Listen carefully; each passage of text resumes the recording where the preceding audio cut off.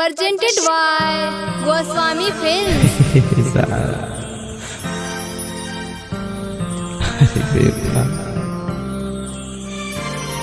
तू आपन होके रोगावेलु जेतना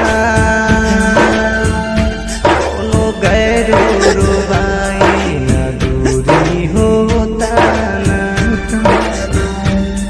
तू आपन होके रोगावेलु जेतना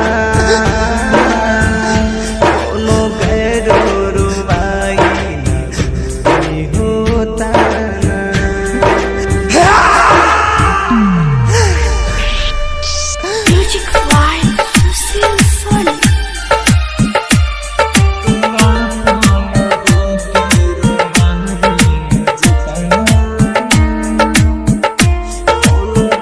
Presented by Goswami Films। कोई निका गलती तू बेतने बता दो, दर्द दिलवा में होला ना ऐसन सजा दो।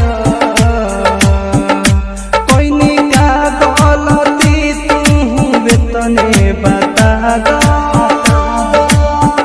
दर्द दिलवा में होला ना ऐसन सजा दो। अब तू कर तारू बोल नफरत केतना कोनो गैर रुबाई न दूरी होता ना।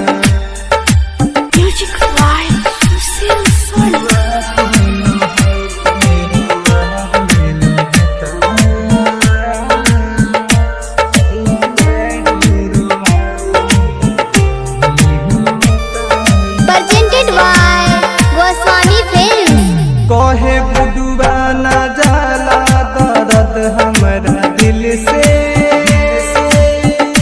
दीपक पर का सजियत बड़ी मुश्किल से।